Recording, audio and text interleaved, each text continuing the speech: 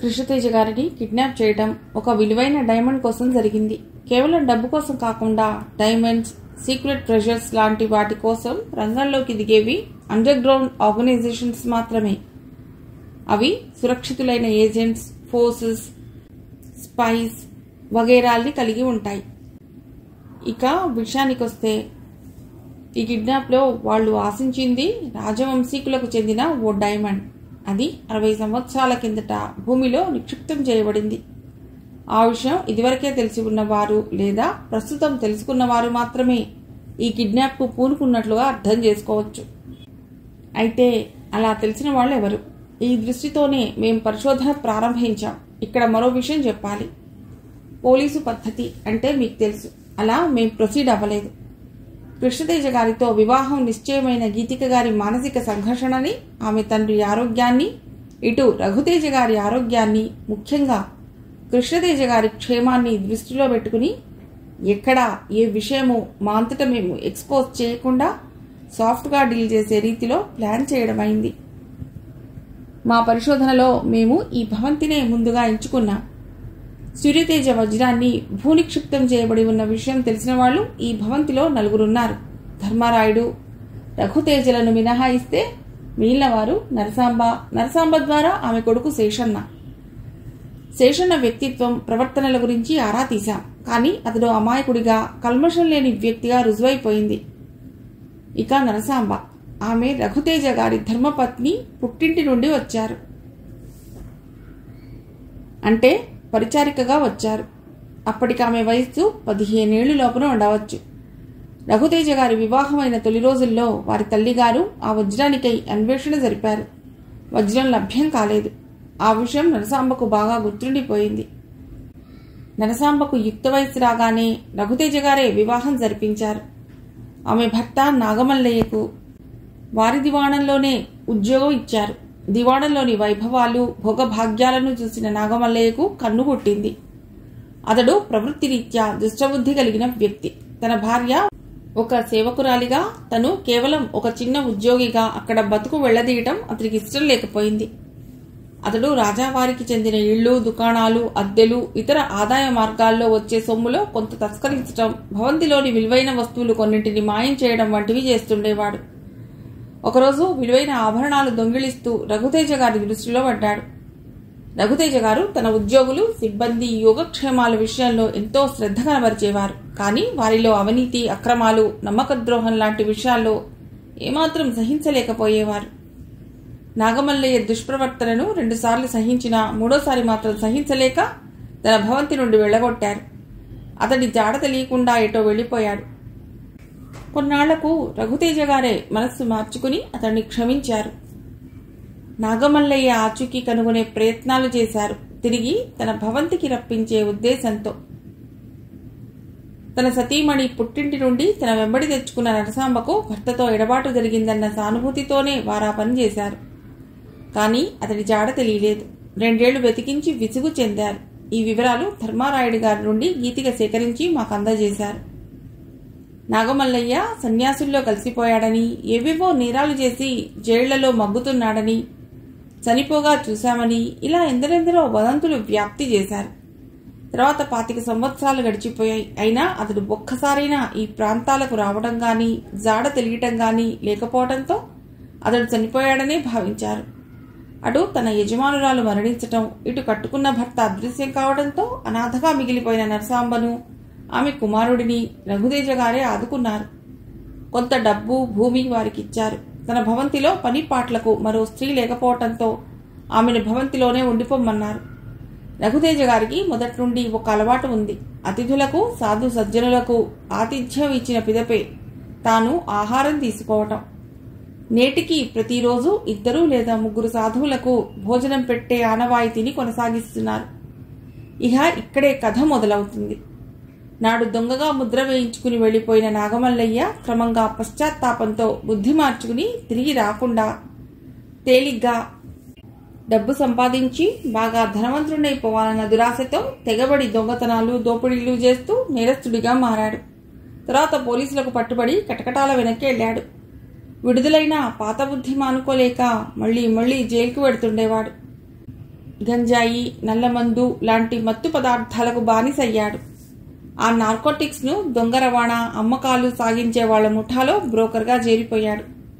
అలా క్రమంగా అండర్ గ్రౌండ్కు పోయిన నాగమల్లయ్య ఆరోగ్యం క్రమంగా క్షీణించింది. గత్యంతరం లేని స్థితిలో వాళ్లను విడిచిపెట్టి భక్తి కోసం సాధువేషం వేశాడు. సాధువుల మఠాల్లో చేరి భక్తి గడుపుకునేవాడు. కానీ ఆ సాధువులకు ఇతడి ప్రవర్తన నచ్చక వెళ్లగొట్టడంతో చివరికి దేశదిమ్మరిగా మారిపోయాడు. 2 నెలల క్రిందట ఈ ప్రాంతానికి వచ్చాడు. తన స్థితికి కారకుడు రఘుతేజ గారే అన్న ఉక్రోషంతో ఆయనకు అపకారం తలబెట్టాలని చూశాడు. ఆ తలంపుతో ఒకసారి ఈ భవంతికి భోజనాలకు వచ్చే సాధువుల్లో ఒకడిగా వచ్చాడు.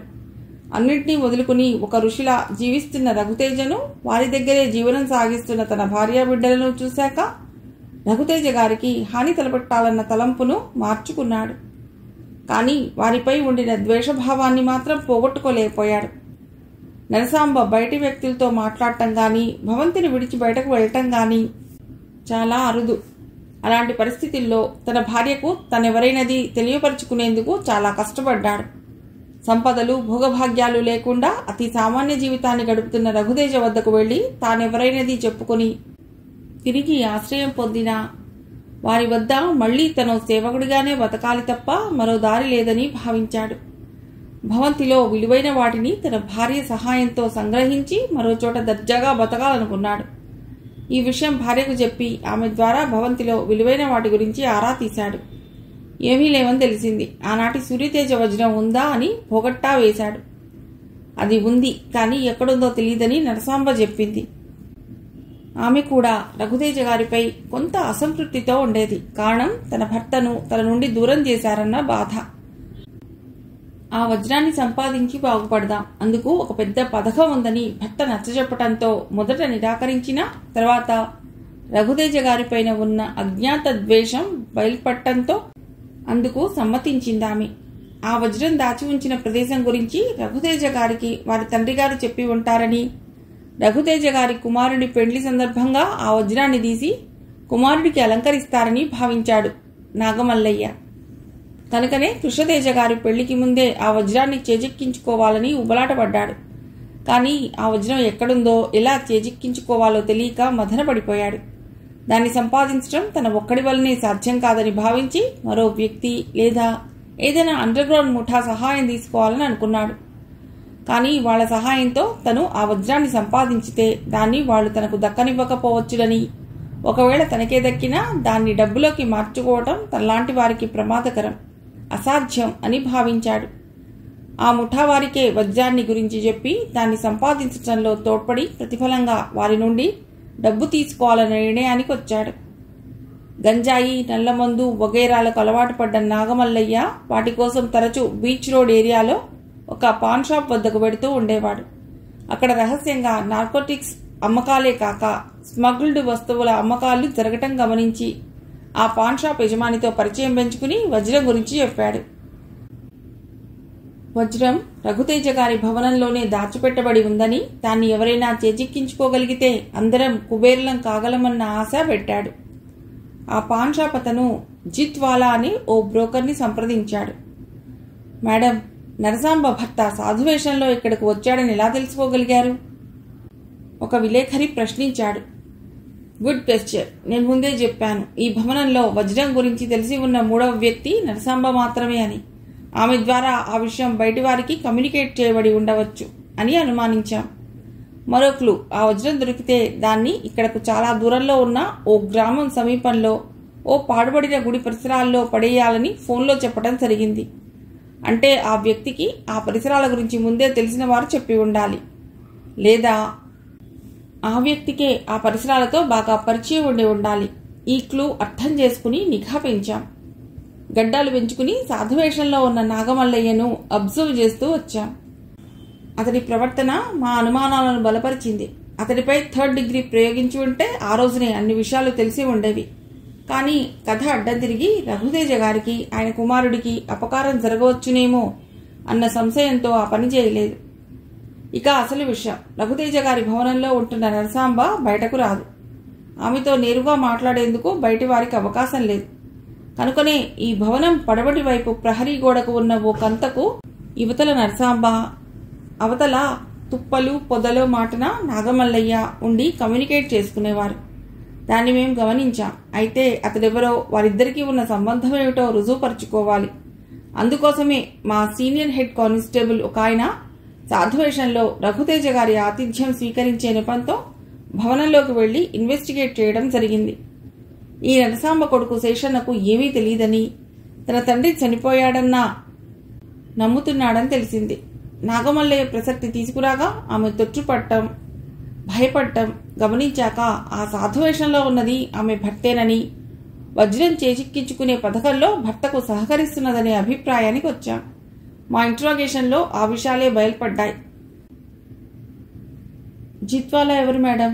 అతడే కిడ్నాప్ చేశాడంటారా? చెప్తాను. ఎస్ అన్న కోడ్గల రహస్య సంస్థ ఒకటి బొంబాయిలో ఉంది. చట్ట వ్యతిరేక పనులు, సంఘ వ్యతిరేక కార్యకలాపాలు నిర్వహించే సంస్థ అది. బయటకు మాత్రం ఏవో ఎక్స్పోర్ట్స్ అని, కమిషన్ ఏజెన్సీస్ అని చెబుతూ ఉంటారు. ఆ సంస్థకున్న రహస్య ఏజెన్సీలలో ఒకటి విశాఖలో ఎనీవే పేరున 2 ఏళ్ల కిందట మకాం పెట్టింది. గల్ఫ్ దేశాలకు ఈ ప్రాంత నిరుద్యోగుల్ని రిక్రూట్ చేసి పంపడం కోసం ఆ ఏజెన్సీ ఉందని ప్రచారం చేసుకున్నారు. జిత్వాలా ఆ ఏజెన్సీ వ్యవహారాలను చూసే ముఖ్య వ్యక్తి. నార్కోటిక్స్ స్మగ్లింగ్ వ్యవహారాల్లో అతడికి పాన్ షాప్ యజమానికి మొదటి నుండి సంబంధాలున్నాయి. దాన్ని పురస్కరించుకుని వజ్రం గురించి ఆ పాన్ షాప్ అతడు జిత్వాలాకు చెప్పాడు. అందరూ కలిసి వజ్రం సంపాదించేందుకు కిడ్నాప్ ప్లాన్ వేశారు. ఆ సంస్థకు ఇక్కడున్న ఏజెన్సీ వ్యవహారాలను రివ్యూ చేయడానికి ముంబై నుండి జిత్వాలా బాస్ ఒకడు వాళ్ల కారులో వచ్చాడు. ఆ కారులో దిగుతూ కృష్ణతేజ మూవ్మెంట్స్ అబ్జర్వ్ చేస్తూ జనం అలికిడి లేని ఓ ప్రాంతంలో ఆయన్ని కిడ్నాప్ చేసి అదే కారులో వాళ్ల ఏజెన్సీ ఉన్న ఏరియాకి తీసుకుపోయారు. వాళ్ల ఆఫీస్ కిందనున్న అండర్ గ్రౌండ్ స్టోరేజ్ గోడౌన్లో బందీ చేసి ఉంచారు. ఆ తర్వాత ఆ కారు తన నెంబర్ ప్లేట్ మార్చుకుని మరో రాష్ట్రానికి వెళ్ళిపోయింది.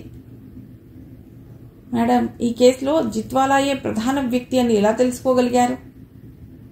అతడికి తెలియకుండా అతన్ని స్థావరాన్ని ఎలా ట్రేస్ చేయగలిగారు? ఓ బ్యాంకు ఉద్యోగి ప్రశ్నించాడు. పాన్ షాప్ అతడికి నాగమల్లయ్యకు పరిచయాలున్నాయని తెలుసుకున్న తర్వాత ఆ షాప్ దగ్గర నిఘా ఉంచాం. ఈ వ్యవహారంలో పోలీసులు ఎంటర్ అయ్యారన్న అనుమానం నాగమల్లయ్యకు కలిగించింది నరసాంబ. ఈ విషయం నాగమల్లయ్య పాన్ షాప్ అతడికి చెప్పాడు. అతడు తన దగ్గరకు వచ్చిన జిత్వాలాకు ఓ చిన్న స్లిప్ అయిన కోడ్లో రాసి అందించాడు. అది సీ డస్ట్. ఇక్కడ సి అంటే పోలీసులు, డస్ట్ అంటే సన్యాసులు లేదా సాధువులు. సాధువేషంలో పోలీసులు గమనిస్తున్నారని దాని అర్థం. దాన్ని తెలుసుకున్న జిత్వాలా కంగారు పడ్డాడు. ఒక్కోసారి నేరస్తుడు ఎంత పగడ్బందీగా వ్యవహరించినా తనకు తెలియకనో అలవాటుగానో చేసే పొరపాట్లే క్లూ ఇచ్చి పట్టిస్తాయి. ఆ జిత్వాలా తనకు పాన్ షాప్ అతడిచ్చిన స్లిప్ను చదివి నలిపి బయటకు పారేశాడు. అతడి కారు వెనకనే రహస్యంగా వెంబడిస్తున్న మాకు అది దొరికింది. కృష్ణతేజ కిడ్నాప్కు జిత్వాలాకు సంబంధం ఉన్నదన్న అనుమానం బలపడింది. తర్వాత దాన్ని మేం రుజువు చేసుకున్నాం. అసలు విషయం ఏమిటంటే ఆ జిత్వాలా అన్న వ్యక్తి పాత నేరస్తుడే. స్మగ్లింగ్ వ్యవహారాల్లో పట్టుబడి శిక్ష కొన్నేళ్లు అనుభవించి విడుదలయ్యాడు. అతడు తరచుగా మారువేషాలతో తిరుగుతూ ఉంటాడు. నీర్గా గతంలో చెలాయించిన వ్యక్తే ప్రస్తుతం సిక్కు యువకుడుగా అవతారం ఎత్తిన జిత్వాలా. ఇది ఎలా రుజువు చేసుకున్నది చెప్తాను. బీచ్ రోడ్లో పాన్ షాప్ మనిషి ఇచ్చిన స్లిప్ చదివిన తర్వాత కలిగిన టెన్షన్ నుండి రిలాక్స్ అయ్యేందుకు అలవాటుగా తను వెళ్లే హోటల్ డ్రీమ్స్కి వెళ్లి మద్యం సేవించాడు. అక్కడి నుండే కాకినాడ వెళ్లిన తన బాస్కు ఇక్కడి పరిస్థితి వివరించాడు. అవసరమైతే కృష్ణతేజను తరలించేందుకు ఒక వాహనాన్ని పంపించమని కోరాడు. ఏ విషయాలనైనా ఆ ముఠా వాళ్లంతా ఓ రహస్య భాషలో కమ్యూనికేట్ చేసుకుంటూ ఉంటారు. ఉదాహరణకు సినిమా రిలీజ్ అయింది అంటే పోలీసులు రంగంలోకి దిగారు. పబ్లిక్ టాక్ ఎలా ఉందో గమనించండి అంటే మనవాడు చాలా జాగ్రత్తగా ఉండాలి, గమనిస్తూ ఉండాలి అని అర్థం. ఏరియా డిస్ట్రిబ్యూటర్ అంటే ఈ ఏరియాకు చెందిన బాస్ అని అర్థం. ఇక్కడ జిత్వాలాకు సొంత కారు కానీ వాళ్ళ ఏజెన్సీకి చెందిన ఏ వాహనం కానీ లేదు. ప్రతి పనికి అద్దె కారు లేదా టాక్సీని బుక్ చేసుకుని తిరుగుతుంటారు. అది తెలుసుకున్న తర్వాత అతడు ఆ హోటల్ నుండి తిరిగి వచ్చేటప్పుడు పికప్ చేసుకునే ప్లాన్తో ఓ టాక్సీని తీసుకుని మా డిపార్ట్మెంట్ డ్రైవర్ని పెట్టాం. ఆ కార్లో ఆడియో స్పీకర్లలా కనబడే సీసీ కెమెరాల్ని ఫిక్స్ చేశాం. వాటిని ఏ యాంగిల్కైనా రిమోట్తో అడ్జస్ట్ చేసుకోవచ్చు. మామూలు కెమెరాకు దానికి చాలా తేడా ఉంటుంది. ఒక మనిషిని విగ్గులు, గడ్డం, గుబురు మీసాలు వగైరా ఉన్నప్పుడు ఫోటో తీస్తే ఆ రూపాన్ని మెమరీలో ఉంచుకుంటుంది. తిరిగి మనకు ఏ రూపంలో కావాలని కోరుకుంటే ఆ రూపంలోకి మార్ఫింగ్ చేసి వెంటనే తన స్క్రీన్ పైన డిస్ప్లే చేస్తుంది.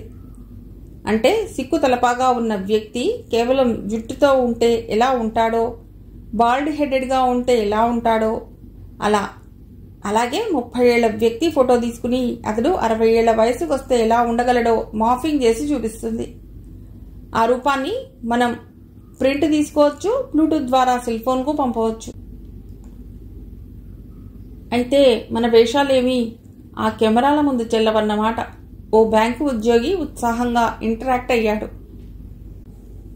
ఎస్ నవ్వుతూ అంది కాంతి. కారులో ఉన్న జిత్వాలా, సిక్కువాలా వేషంలో ఉన్న ఫోటోను ఆ కెమెరాల ద్వారా పొందాం. అంతేకాదు ఆ టాక్సీ డోర్ పైన అతడి వేలిముద్రలు ట్రేస్ చేసి లేటెస్ట్ ఫ్యాక్ట్స్ టెక్నాలజీ ద్వారా అవి వీర్ అన్న పాత నేరస్తుడి వేలిముద్రలుగా ధృవపరుచుకున్నాం. ఫ్యాక్ట్స్ అంటే ఏమిటి మేడం? ఓ కుతూహల జీవి ప్రశ్నించాడు. Finger print analysis and criminal tracing system. ఈ టెక్నాలజీ సహాయంతో కంప్యూటర్లో ఫీడ్ అయి ఉన్న 10 లక్షల రిఫరెన్స్ ముద్రలనైనా అది తక్కువ వ్యవధిలో సెర్చ్ చేస్తుంది. మనకు కావలసిన వేలిముద్ర అందులో ఉంటే కనుక్కుని మనకు చూపిస్తుంది. వేలిముద్రతో పాటే ఆ క్రిమినల్ చరిత్ర అంతా డిస్ప్లే చేస్తుంది. లేటెస్ట్ సాఫ్ట్వేర్ టెక్నాలజీ ఇది. మేడం, జిత్వాలా కాకినాడలో ఉన్న తన జూనియర్ బాస్కు కారు పంపమని ఫోన్ చేశాడని చెప్పారు. అక్కడి కార్నే పంపమని అనటంలో ఏదైనా ఆంతర్యం ఉందా? దట్ ఈజ్ ఎనీవే, వాళ్ల లావాదేవీలన్నీ రహస్యంగా జరుగుతాయని, అవన్నీ డార్క్ వరల్డ్కు చెందినవని చెప్పాను. ఈ కారణం చేత వాళ్ళు ఎక్కడా సొంత భవనాలు గాని వాహనాలు గాని కలిగి ఉండరు. ఆఖరుకు ఫోన్లు కూడా కలిగి ఉండరు. ఒకవేళ సొంత సెలిఫోన్లున్నా తమ కార్యకలాపాలను గురించి వాటి ద్వారా పొరపాటున కూడా మాట్లాడరు. అవి వారి ఉనికిని, రాకపోకల్ని, కార్యకలాపాలని బహిర్గతం చేస్తాయన్న భయంతో. అయితే వారికి ముంబైలో 5-6 వాహనాలున్నాయి. అవన్నీ బినామీ వ్యక్తుల పేరున ఉంటాయి. ఏ రాష్ట్రానికి వెడితే ఆ రాష్ట్రానికి చెందిన దొంగ నంబర్ ప్లేట్లు తగిలించుకుని తిరుగుతారు. మరో స్ట్రేంజ్ పాయింట్ ఏమిటంటే, ఒక అండర్ గ్రౌండ్ క్రిమినల్ ఒక గొప్ప దేశభక్తుడైన మాజీ మిలిటరీ అధికారి ఇంట్లో అద్దెకు ఉండటం. అలాంటి ఉన్నతులు, నిష్కళంకుల ఇంట్లో జిత్వాలా లాంటి వ్యక్తులు ఉండరని మేం నమ్మేందుకే వారలా చేస్తుంటారు. మేడం, కృష్ణతేజ గారు ఈ పరిసర ప్రాంతాల్లోనే ఉన్నట్లు, అది ఎనీవే ఆఫీస్ కింద గోడౌన్లో బందీగా ఉన్నట్టు ఎలా పసిగట్టగలిగారు? జిత్వాలా హోటల్ డ్రీమ్స్ నుండి ఆ మధ్యాహ్నం బీచ్ వైన్స్ లో ఉన్న తన రెసిడెన్స్ కు బయలుదేరాడు. ఆ పరిసరాల్లోనే ఉన్న ఓ నెట్ కెఫేకు వెళ్లి తన వాళ్లకు వెంటనే తనకు తెలిసే ఏర్పాట్లు చేయమని కోడ్ భాషలో మెసేజ్ పంపించాడు. అతడు వెళ్లిపోయాక ఆ టాక్సీ వెనుకనే స్కూటర్ పైన ఫాలో అవుతున్న మా డిపార్ట్మెంట్ వ్యక్తి కెఫేలోకి వెళ్లి తన ఐడెంటిటీ చూపించి ఆ మెసేజ్లు ఎక్కడెక్కడికి పంపించబడ్డాయో తెలుసుకున్నాడు. ఆ మెసేజ్ల్లో ఒకటి కాకినాడకు, మరొకటి ప్రాన్స్ కార్నర్ దగ్గర ఉన్న ఓ ఎస్టీడీ బూత్ నడిపే వ్యక్తికి వెళ్లాయని తెలిసింది. జిత్వాలా ఆ నెట్ కెఫేకు, ఎస్టీడీ బూత్ కు రెగ్యులర్ కస్టమర్.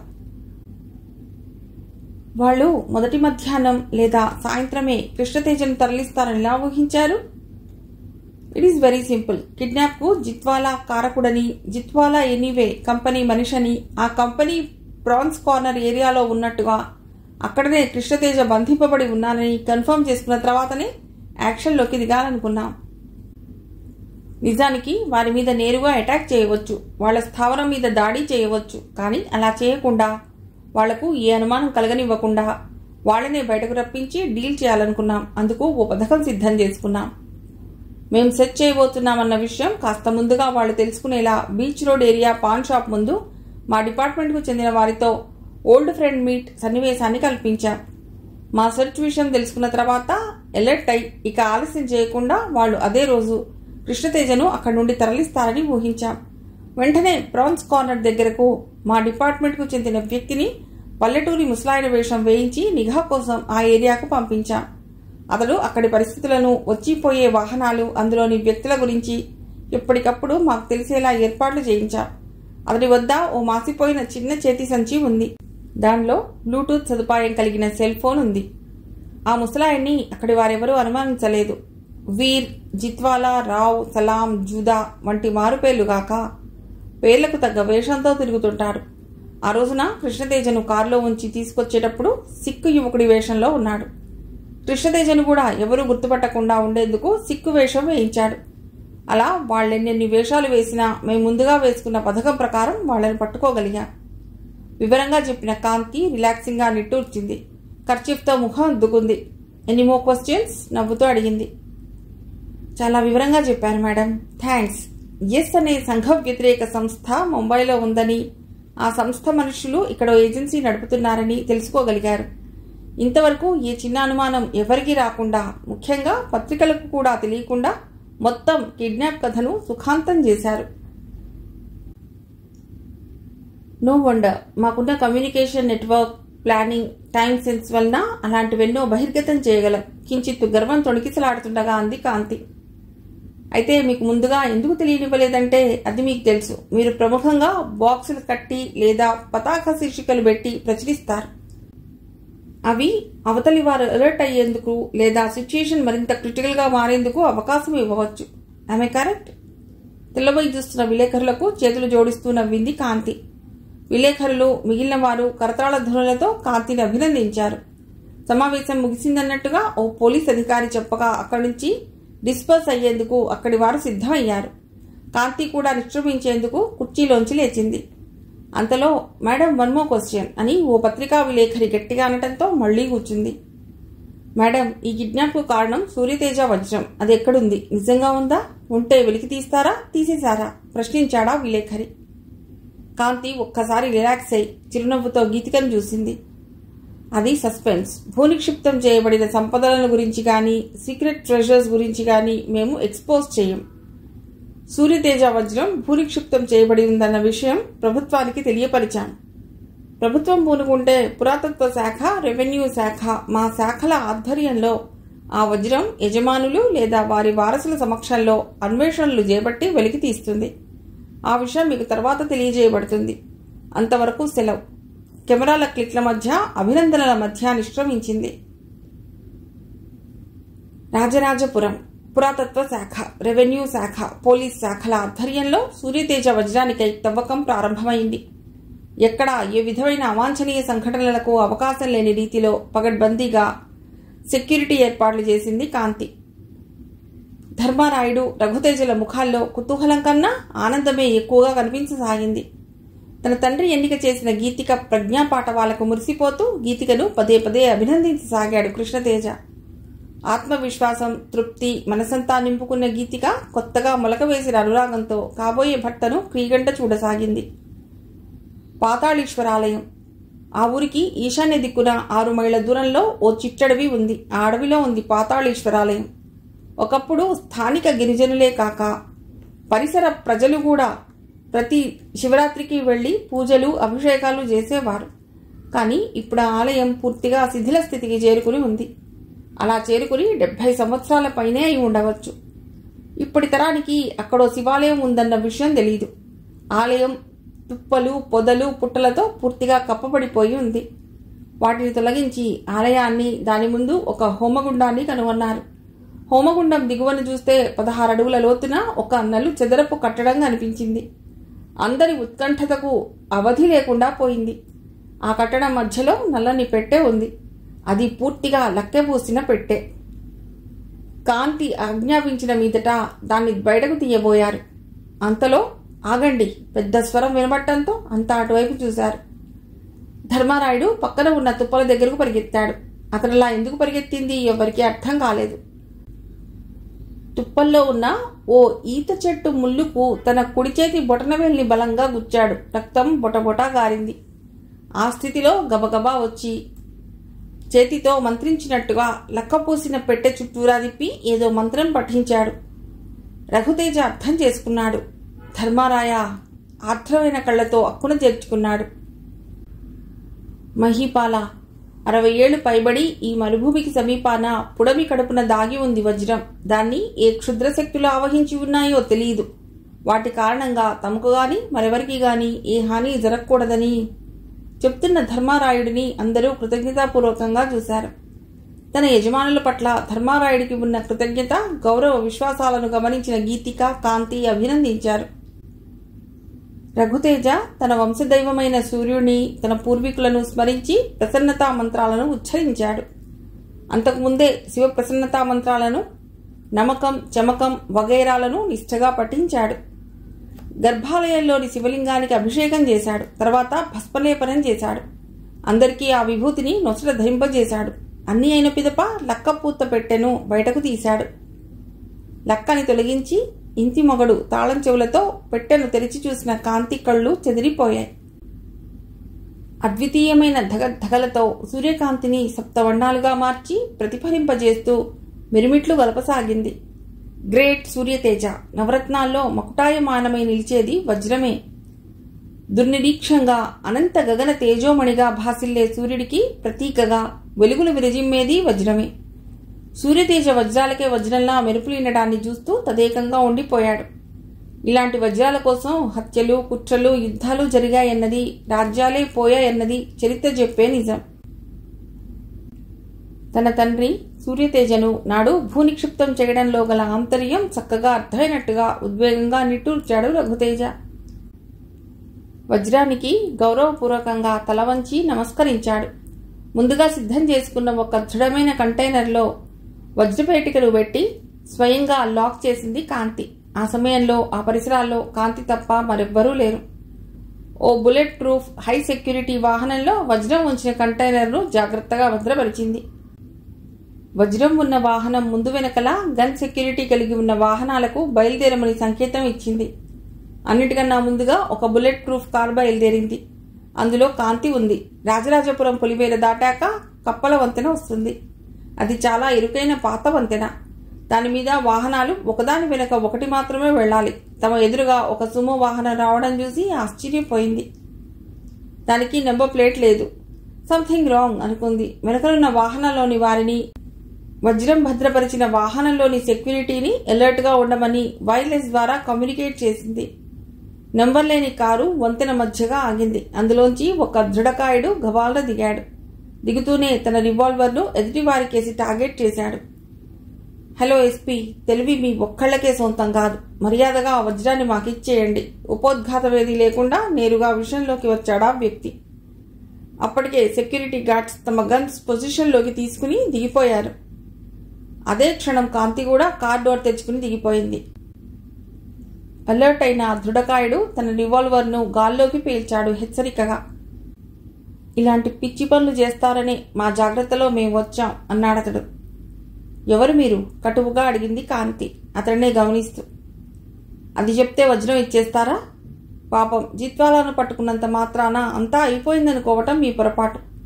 వజ్రాల వేట కోసం తిరిగేవాళ్లు ఎవరెవరున్నారో, ఎక్కడెక్కడున్నారో మీకు తెలియదు, తెలుసుకోలేరు కూడా. మర్యాదగా ఆ వజ్రాన్ని నాకిచ్చేయండి. Scoundrel, attack them! గట్టిగా అరిచింది కాంతి. రెప్పపాటిలో ఓ 6 ఆర్మ్డ్ కానిస్టేబుల్స్ ముందుకు పరిగెత్తబోయారు. వాళ్ళందరికీ బుల్లెట్ ప్రూఫ్ జాకెట్స్ ఉన్నాయి. అంతకన్నా వేగంగా ఆ కారు వెనక సీట్లోంచి ఓ వ్యక్తి బయటకు దిగి లోపల ఉన్న ఓ నడివయస్సు ఆమెను బయటకు గుంజాడు. ఆమె కణతకు రివాల్వర్ గురిపెట్టాడు. అమ్మా! కాంతి నోటి వెంబడి ఆక్రోశంగా వెలువడింది. తనను బలంగా గుంజి చేతుల్ని వెనక్కి మెలిపెట్టి తాడుతో కట్టేయడంతో బాధగా పెరుగులాడింది. అరవకుండా ఆమె నోటిలో గుడ్డలు కుక్కారు. అదే క్షణంలో కారు మరో డోర్ తీసి ఒక ముసలాయన్ను, మరో నడివయస్సు ఆమెను బయటకు లాగారు. వారిద్దరికీ పిస్టల్ గురిపెట్టి ఉంచాడు ఇంకొకడు. అమ్మా! నాన్న! గీతిక గుండె ఆగినట్టుగా కేకబెట్టింది. అలా అరుస్తూనే గవాల్న తానున్న వాహనం దిగి ఎదురుగా ఉన్న సుమ్మకేసి పరుగు తీసింది. కాంతి, కృష్ణతేజలు ఆమెను వారించాలని చేసిన ప్రయత్నం ఫలించలేదు. దగ్గరకొచ్చిన గీతికను ఒడిసి పట్టుకున్నాడు దృఢకాయుడు. ఆ వెంటనే బలంగా వాహనంలోకి నెట్టాడు. లోపల మరో వ్యక్తి ఆమె చేతులను వెనక్కి విరిచి కట్టేశాడు.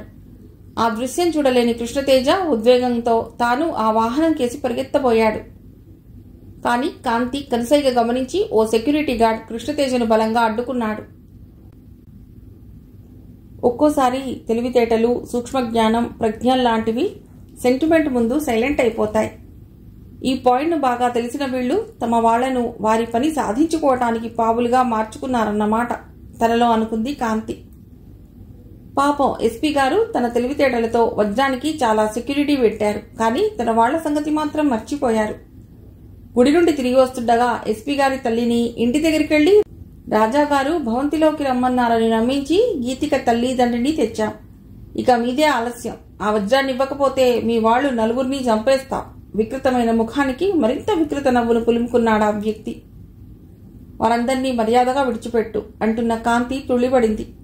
ఆ వ్యక్తి గాల్లోకి రివాల్వర్ను మరోసారి పేల్చాడు హెచ్చరికగా. ఆల్ రైట్, మీరంతా తెగించే వచ్చారన్నమాట. ఓకే, చిన్నగా అనుకుంది. ఆ వజ్రం ఉన్న కంటైనర్ బాక్స్ ను వాళ్ళకి ఇవ్వండి ఆజ్ఞాపించింది మేడం. పోలీస్ అధికారులు ఆశ్చర్యపోయారు. డోంట్ వరీ, దాన్ని తీసురండి. ఓ సెక్యూరిటీ గార్డ్ వజ్రం దాచి ఉంచిన కంటైనర్ ను తీసుకొచ్చాడు. ఓపెన్ చేసి చూడండి అని దృఢకాయుడు హుంకరించాడు. కాంతి తన దగ్గర ఉన్న తాళం చెవుల్ని తీసి ఓ కానిస్టేబుల్కి ఇచ్చింది. అతడు ఆ పెట్టెను తెరిచి చూపించాడు. అతడిని తన గన్ను అక్కడే విడిచిపెట్టి ఆ పెట్టెను తీసుకొచ్చి మా మనిషి చేతుల్లో పెట్టమని చెప్పండి అరిచి చెప్పాడు అతడు. కాంతి కనుసైగతో చెప్పినట్టు చేశాడు ఆ కానిస్టేబుల్.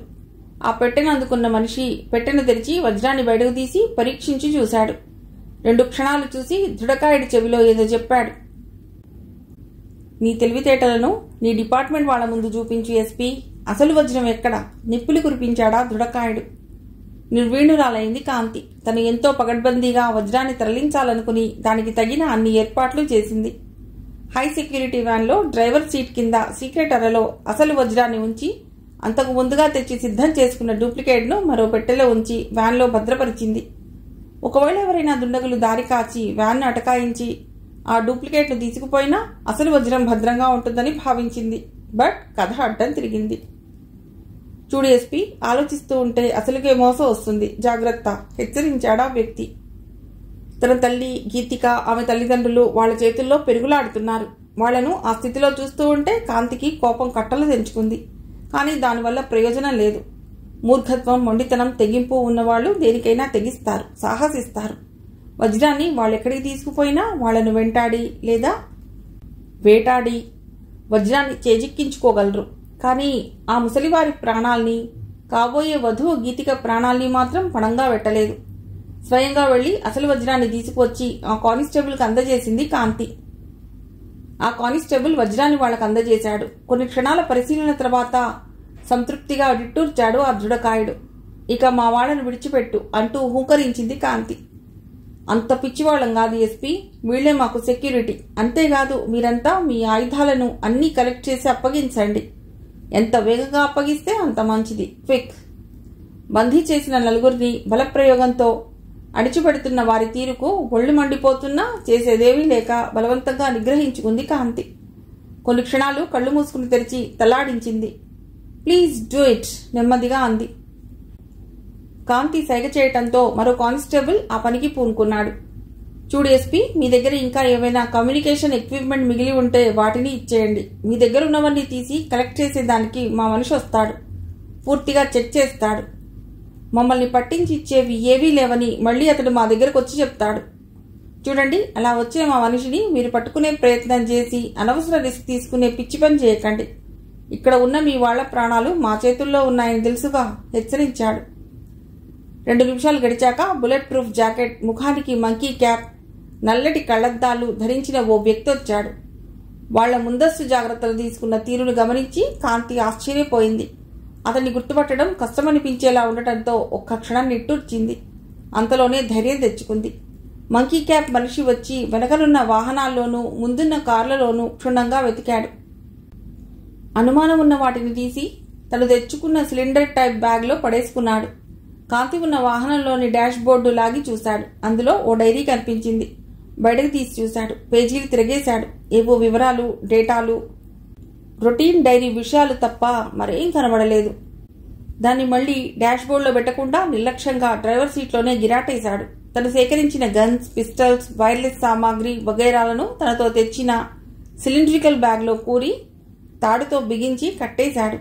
ఆ బ్యాగ్ను ఈడ్చుకుంటూ వెళ్లి వంతెన కింద వాగులోకి గిరాటేశాడు. ఆ వాగులో నీళ్లు లేవు. తర్వాత తాపీగా నడుచుకుంటూ అవతలి వైపు సాగిపోయాడు.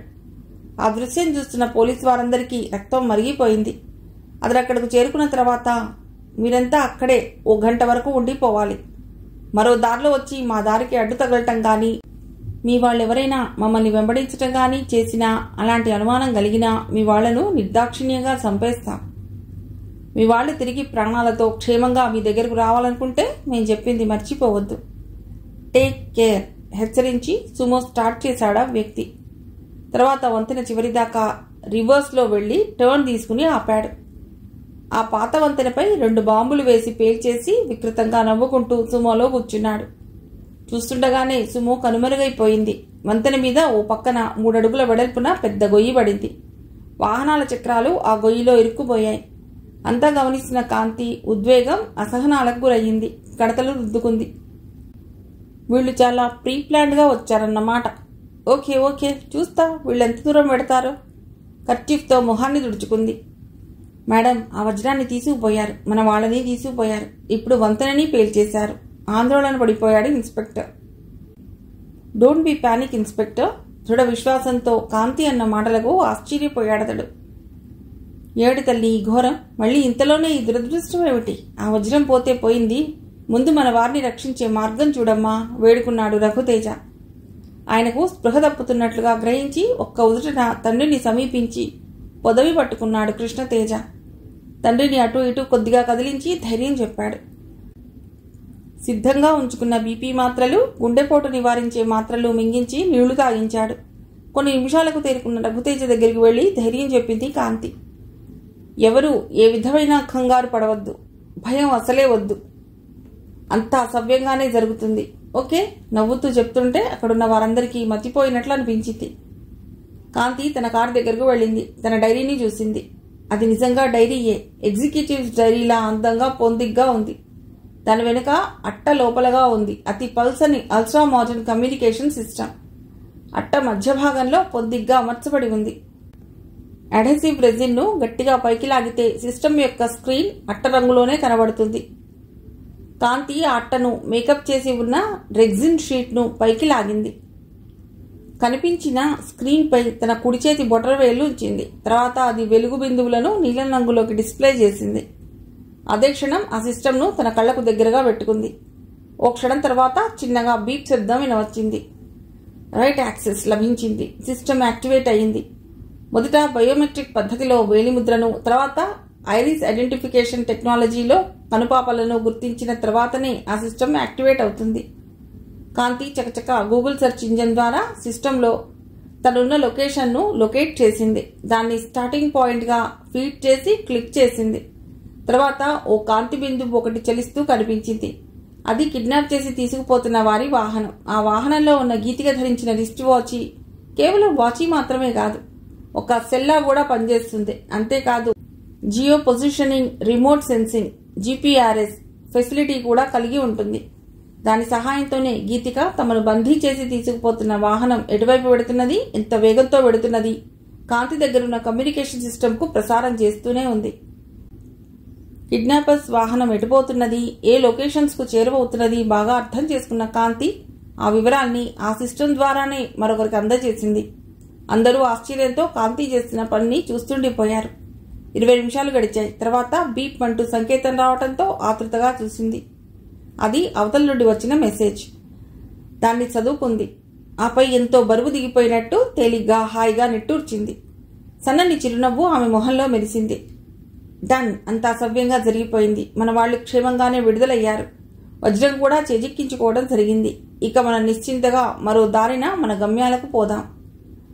చూడండి ఇన్స్పెక్టర్, మీరు మన వాళ్లను, మరో 4 గార్డ్స్ను వాగులోకి దింపి మన సరంజామాను జాగ్రత్తగా పైకి తీసుకొచ్చి ఏర్పాటు చేయండి. తర్వాత అందరూ ఒక క్యాన్వాయ్లా వచ్చేయండి. Be alert. మిమ్మల్ని ఆర్మ్డ్ పోలీస్ ఫాలో అవుతుంది. ప్రతి 10 నిమిషాలకు నాతో కమ్యూనికేషన్లో ఉండండి. ఆల్ ది బెస్ట్ అంటూ తన వాహనాన్ని తనే స్వయంగా నడిపేందుకు డ్రైవింగ్ సీట్లో కూర్చున్న కాంతిని విస్తుపోయి చూశారు. తర్వాత గౌరవంగా సెల్యూట్ చేశారు ఆమెకు. దట్ ఈస్ కాంతి అనుకున్నారు ఆమె నిష్క్రమించిన తర్వాత. కలెక్టర్ ఆదిత్య, కాంతి, గీతిక కుటుంబ సభ్యులు అందరూ రఘుతేజ భవనంలో అల్పాహార విందును స్వీకరిస్తూ ఉల్లాసంగా, ఉత్సాహంగా ముచ్చటించుకోసాగారు. అమ్మా, ఈసారి మా కుమారుడి కాదు, మా కాబోయే కోడలినే ప్రాణగండం నుండి కాపాడావు. నీ ధైర్య సాహసాలు, ప్రజ్ఞ గురించి చెప్పగలిగే జ్ఞానం నిజంగా నాకు లేదు. మన్నించు, పెద్దవాడిని, కృతజ్ఞతలు తప్ప ఏమీ చెప్పలేని వాణ్ణి. 1000 ఏళ్లు సౌభాగ్యవతివై కీర్తి ప్రతిష్టలతో వర్ధిల్లమని నిండు మనసుతో ఆశీర్వదిస్తున్నాను. తన చెంతకు వచ్చి తన తలపై సాదరంగా చేతిని ఉంచిన రఘుతేజను పితృవాత్సల్యంతో చూసింది కాంతి. ఆ దుండగులను ఎలా పట్టుకోగలిగారు? ఆ విషయం వివరిస్తారా ఎస్పీ గారు అంటూ కృష్ణతేజ అభ్యర్థించాడు. షూర్, మన వజ్రం కోసం మరో రహస్య ముఠా కూడా తెలుసుకుని ఇక్కడకు చేరుకుందని, ఇలా వచ్చి మనల్ని ప్రతిఘటిస్తుందని ఊహించలేకపోయాం. అలాంటి ముఠా ఒకటి వచ్చి ఉందన్న సూచనలు కూడా మా దృష్టికి రాలేదు. కోర్స్ వాళ్లకు స్థిరమైన స్థానిక చిరునామా కానీ స్థావరాలు కానీ ఉండకపోవడం ఒక కారణం కావచ్చు. కానీ వాళ్ళెంత తెలివిగా ప్రవర్తించినా మా డిపార్ట్మెంట్ తక్కువగా అంచనా వేయటమే వాళ్ళు చేసిన తెలివి తక్కువ పని. వాళ్ళు వజ్రం చేజిక్కించుకోవటం, మన వారిని బలవంతంగా తీసుకుని పోవటం, గన్స్, పిస్టల్స్, కమ్యూనికేషన్ సిస్టమ్స్ వగేరా అన్నీ కలెక్ట్ చేసి వాగులో పడవేయటం అన్నీ వివరంగా మాకున్న సీక్రెట్ కమ్యూనికేషన్ సిస్టమ్ ద్వారా కలెక్టర్ గారికి వివరించాను. అంతేకాదు, గీతిక ధరించిన జీఆర్పీఎస్ ఫెసిలిటీ కలిగి ఉన్న రిస్ట్ వాచ్ కమ్యూనికేషన్ డివైస్ ద్వారా వాళ్ళు ప్రయాణిస్తున్న వాహనం ఎడిపోతున్నది తెలుసుకుని కమ్యూనికేట్ చేశాను. ఆ వాచీని గీతికకు నేనే ఇచ్చాను, ఇలాంటి అవసరాలు ఉండవచ్చునని ముందే ఊహించి. అంతేకాదు, పెప్పర్ స్ప్రేని కూడా ఇచ్చాను. అఫ్కోర్స్ దానివల్ల మరింత పరిస్థితి క్రిటికల్ అవ్వవచ్చని కాబోలు గీతిక దాన్ని ఉపయోగించలేదు అంటూ గీతికను చూసింది కాంతి. గీతిక చిన్నగా నవ్వుతూ అవునన్నట్టుగా తల ఊపింది. కలెక్టర్ గారు రాజరాజపురం వస్తూ హైవే దారిలో నేను కమ్యూనికేట్ చేసిన వివరాలు తెలుసుకున్నారు. నిజానికి ఆయన మాతోనే ఇక్కడికి రావాలనుకున్నారు. కానీ ఏదైనా రెస్క్యూ ఆపరేషన్ అవసరమైతే వాటిని నిర్వహించి మనల్ని ఆదుకోవాల్సి ఉంటుంది గనక కొంత వ్యవధి తీసుకుని రమ్మని సూచించాను. వారు నా మాట మన్నించారు. వారు ఒక బుల్లెట్ ప్రూఫ్ వాహనంలో బయలుదేరి నా సూచనల ప్రకారం వాళ్లను ఫాలో అయ్యారు. ఆ దుండగులు దాదాపు 20 కిలోమీటర్లు ప్రయాణించాక ఓ చోట మన వారిని రోడ్డు మీదకు నెట్టేశారు. దూరం నుండి అంతా గమనిస్తున్న కలెక్టర్ గారు మన వారిని తన వాహనంలో ఎక్కించుకుని మళ్లీ ఫాలో అయ్యారు. వాళ్లకు అనుమానం రాకుండా దూరం నుంచే తమ దగ్గరున్న బైనాక్యులర్స్తో జాగ్రత్తగా గమనించసాగారు. దుండగులు కొంత దూరం ప్రయాణించి వాళ్ల వాహనాన్ని రోడ్డు పక్కగా పొదల మాటన వదిలేశారు. ఓ హైవే లారీని ఆపించి విలేజ్ ప్యాసింజర్స్ మాదిరిగా ఎక్కారు. దాన్ని గమనించిన కలెక్టర్ గారు ఆ లారీకి దగ్గరగా తన వాహనాన్ని పోనిచ్చారు. వారి గన్మెన్ లారీ వెనక టైర్లకేసి గురి చూసి స్టెన్ గన్తో కాల్పులు జరిపాడు. దుండగులు లారీ దిగకుండానే కలెక్టర్ గారి వాహనంపై కాల్పులు జరపబోయారు. కానీ ఆసరికే లారీ ముందు వైపు నుండి వచ్చిన ఆర్మ్డ్ పోలీస్ పరేడ్ చేయడంతో ఆ క్రిమినల్స్ చేతులెత్తేశారు. అది కథ. Thank you madam. ఈ సూర్యతేజ ఇంత కథ నడుపుతుందనుకోలేదు. ఏమైనా అంతా సుఖాంతమే అయింది. అందుకు కారకులైన మీకు ఎలా కృతజ్ఞతలు చెప్పుకోవాలో తెలియటం లేదు మేడం. చేతులు జోడించాడు Krishnateja. No, the final credit should go to our daring and dynamic collector. ముసిముసిగా నవ్వుతూ ఆదిత్యని చూసింది Kanti. Not it all. Screen play, direction అంతా ఈ ఎస్పీ గారిదే. We are simply actors. కలెక్టర్ బదులు చెప్పడంతో అందరూ నవ్వులు విరజిమ్మారు. ఆదిత్యను గౌరవభావంతో చూసింది కాంతి. గీతిక, ఇక మేమొస్తాం. We wish your happy marriage అని కుర్చీలోంచి లేస్తూ విష్ చేసింది Kanti. Thank you dear SP గారు. Thank you. ఈ సంతోష సమయాన మీ పర్మిషన్తో ఓ విషయాన్ని అనౌన్స్ చేయాలనుకుంటున్నాను అంటున్న గీతిక మనోభావాన్ని అర్థం చేసుకున్న కాంతి చిలిపిగా చూస్తూ వారించబోయింది. దాన్ని అంగీకారంగానే భావించి గొంతు సవరించుకుంది Geethika. The great, brilliant and intelligent SP Kanti is our collector's fiancee. ఒక్క క్షణం అంతా స్తబ్దులైపోయారు. మరుక్షణం కరతాళ ధ్వనులతో ఆ ప్రాంతం మొత్తం మారుమోగిపోయింది. కథ ఇత్తడితో సమాప్తం.